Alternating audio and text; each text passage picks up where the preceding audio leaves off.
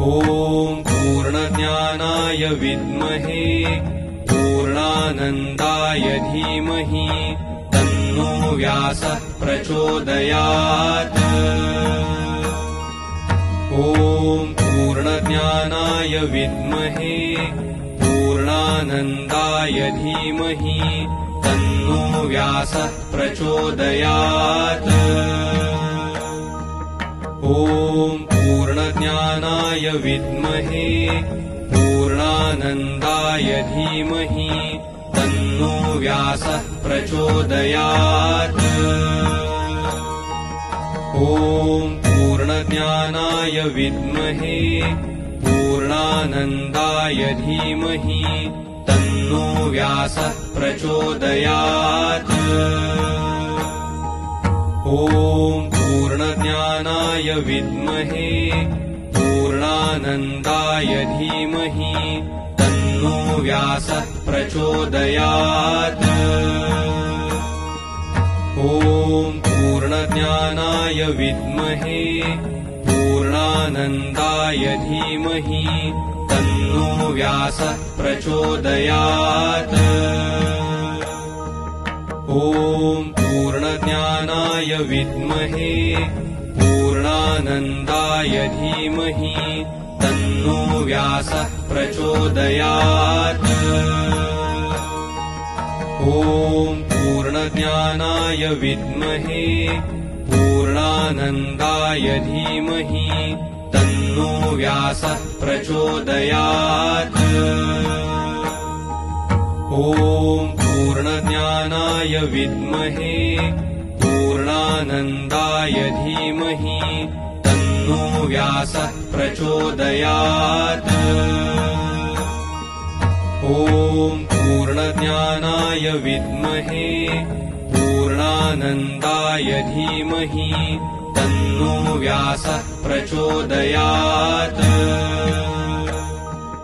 ॐ पूर्णज्ञानाय विद्महे पूर्णानन्दाय धीमहि तन्नो व्यासः प्रचोदयात्। ॐ पूर्णज्ञानाय विद्महे पूर्णानन्दाय धीमहि तन्नो व्यासः प्रचोदयात्। ॐ पूर्णज्ञानाय विद्महे पूर्णानन्दाय धीमहि तन्नो व्यासः प्रचोदयात्। ॐ पूर्णज्ञानाय विद्महे पूर्णानन्दाय धीमहि तन्नो व्यासः प्रचोदयात्। ॐ पूर्णज्ञानाय विद्महे கோவில் தொடங்கினதுல முதல் வருஷம் இவ்வளவு தூரத்துக்கு நம்ம விஸ்தாரமா ஆவாகந்தி ஹோமம் ரொம்ப விஸ்தாரமான முறையில பண்றது. அத நம்ம மனசு குளிர்ந்ததோ இல்லையோ அந்த குருவோட மனசெல்லாம் குளிர்ந்ததுனால இங்க இருக்கக்கூடிய நம்ம மிசோரி ராஷ்டிரத்துல நம்ம செயின்ட் லூயிஸ் பட்டணத்துல இல்லாம ஜெகத்துல இருக்கப்பட்ட எல்லா மகான்களுக்குல இருந்து ஆரம்பிச்சு நிறைய விஷயங்கள்லாம் உன்னதமான முறையில அவாவாளுக்கு நிறைய விஷயங்கள்லாம் அனுகிரகம் பெற்று எல்லாரும் குடும்ப க்ஷேமத்தோட ஆனந்தமா குதூகலமா சந்தோஷமா சுதீர்க்க காலத்துல சுகமா நிவாசம் பண்ணணும்னு சொல்லி அந்த குருவை பிரார்த்தனை பண்ணிக்கிறோம். இதே மாதிரி வருஷா வருஷம் இன்னும் மேல மேல மேல சிறப்பா நம்ம கோவில்ல இந்த மாதிரி வைதிக கர்மாக்கள் சொல்லக்கூடிய வேத மந்திரத்தை உச்சாரணம் பண்ணி அதுல இருந்து கிடைக்கக்கூடிய பாக்கியம்லாம் எல்லாருக்கும் கிடைக்கணும்னு சொல்லி பிரார்த்தனை பண்ணிட்டு எல்லாருக்கும் இந்த குரு பூர்ணிமாவோட ஆசீர்வாதம் இந்த முதல் கட்டமா இருக்கப்பட்ட இந்த காலத்துல நம்ம ருத்ர கணங்கள் சொல்லக்கூடிய நம்ம ரித்விகாலாம் வச்சு இவ்வளவு தூரத்துக்கு ஸ்ரத்தையா இந்த ஆகுதி சொல்லக்கூடிய ஆவாகந்தி ஹோமத்தை ருத்ர ஹோமத்தை எல்லாம் பண்ணி கொடுத்திருக்கா. இது இரண்டாவது கட்டமா பாத்தோம்னா அந்த குரு பூர்ணிமாவோட எவ்ரி வருஷம் நம்ம பண்ணக்கூடிய செலிபிரேட் பண்ணக்கூடிய ஸ்ரீ ஷிரடி சாய் சத்யவிரதம் பாபாவோட மூலமூர்த்தி அபிஷேகத்திலிருந்து ஆரம்பிச்சு நாம சங்கீர்த்தனிலிருந்து ஆரம்பிச்சு இன்னொரு அடுத்த கட்ட விசேஷமான முறையில அந்த மகான்களோட பூஜைகள்லாம் நடக்க போறது. எல்லாரும் அவசியம் கலந்துட்டு எல்லாருக்கும் இந்த விஷயத்தை தெரியப்படுத்துங்க. அதே பிரகாரம் எவ்ரி பௌர்ணமி நம்ம நடத்தக்கூடிய இந்த வியாச பௌர்ணமின்னு சொல்லக்கூடிய இந்த ஆஷாட பௌர்ணமியில இன்னைக்கு சாயங்காலம் 6 மணிக்கு சாமூகிகமா ஸ்ரீ சத்யநாராயண சுவாமி பூஜையோட சேர்ந்து எல்லாருக்கும் வரப்பட்ட மகாஜனங்களுக்கு எல்லாருக்குமே பார்த்தா மகாபிரசாதம் சொல்லக்கூடிய இன்னைக்கு ராத்திரி இங்க போஜனமும் மகாபிரசாதமா கிடைக்கும். அவசியம் எல்லாரும் இன்னைக்கு ஹோல் டே இன்னைக்கு டெம்பிள்ல இந்த மாதிரி செலிப்ரேஷனா நடந்துட்டு இருக்கும். அவசியம் எல்லாரும் கலந்துட்டு அந்த குருவை தரிசனம் பண்ணிட்டு குருவோட கடாட்சத்தை பெறணும்னு சொல்லி பிரார்த்தனை பண்ணிட்டு சத்குருநாத் மகாராஜ் கி ஜெய். पूर्णानन्दाय धीमहि तन्नो व्यासः प्रचोदयात्. ॐ पूर्णज्ञानाय विद्महे पूर्णानन्दाय धीमहि तन्नो व्यासः प्रचोदयात्. ॐ पूर्णज्ञानाय विद्महे पूर्णानन्दाय धीमहि तन्नो व्यासः प्रचोदयात्. ॐ पूर्णज्ञानाय विद्महे पूर्णानन्दाय धीमहि तन्नो व्यासः प्रचोदयात्. ॐ पूर्णज्ञानाय विद्महे पूर्णानन्दाय धीमहि तन्नो व्यासः प्रचोदयात्. ॐ पूर्णज्ञानाय विद्महे पूर्णानन्दाय धीमहि तन्नो व्यासः प्रचोदयात्. ॐ पूर्णज्ञानाय विद्महे पूर्णानन्दाय धीमहि तन्नो व्यासः प्रचोदयात्. ॐ पूर्णज्ञानाय विद्महे पूर्णानन्दाय धीमहि तन्नो व्यासः प्रचोदयात्. ॐ पूर्णज्ञानाय विद्महे पूर्णानन्दाय धीमहि तन्नो व्यासः प्रचोदयात्. ॐ पूर्णज्ञानाय विद्महे पूर्णानन्दाय धीमहि तन्नो व्यासः प्रचोदयात्.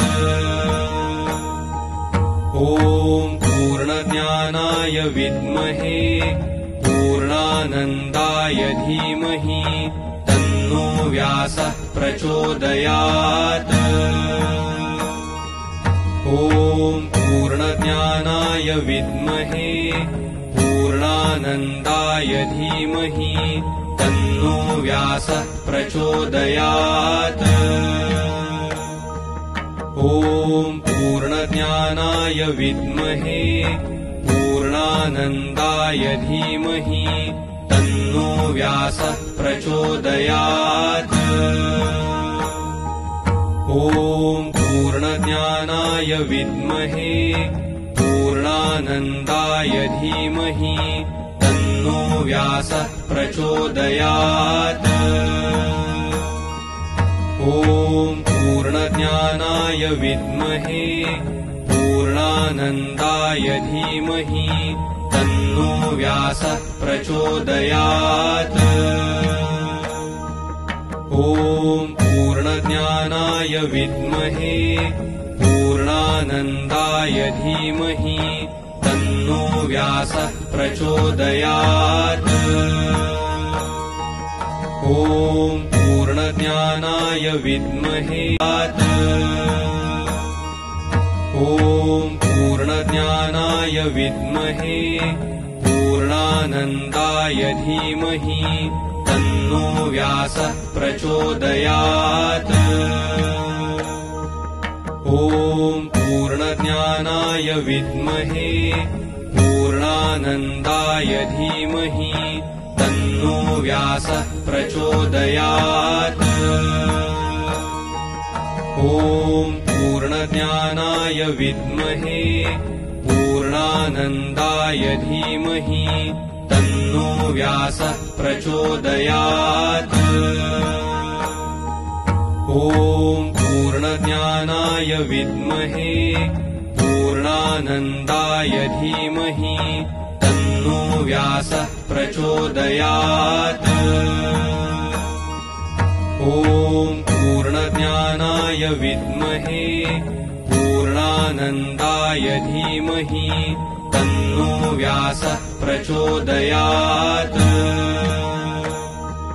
ॐ पूर्णज्ञानाय विद्महे पूर्णानन्दाय धीमहि तन्नो व्यासः प्रचोदयात्। ॐ पूर्णज्ञानाय विद्महे पूर्णानन्दाय धीमहि तन्नो व्यासः प्रचोदयात्। ॐ पूर्णज्ञानाय विद्महे पूर्णानन्दाय धीमहि तन्नो व्यासः प्रचोदयात्। ॐ पूर्णज्ञानाय विद्महे पूर्णानन्दाय धीमहि तन्नो व्यासः प्रचोदयात्। ॐ पूर्णज्ञानाय विद्महे पूर्णानन्दाय धीमहि तन्नो व्यासः प्रचोदयात्। ॐ पूर्णज्ञानाय विद्महे पूर्णानन्दाय धीमहि तन्नो व्यासः प्रचोदयात्। ॐ पूर्णज्ञानाय विद्महे पूर्णानन्दाय धीमहि तन्नो व्यासः प्रचोदयात्। ॐ पूर्णज्ञानाय विद्महे पूर्णानन्दाय धीमहि तन्नो व्यासः प्रचोदयात्। ॐ पूर्णज्ञानाय विद्महे ॐ पूर्णज्ञानाय विद्महे पूर्णानन्दाय धीमहि तन्नो व्यासः प्रचोदयात्। ॐ पूर्णज्ञानाय विद्महे पूर्णानन्दाय धीमहि तन्नो व्यासः प्रचोदयात्। ॐ पूर्णज्ञानाय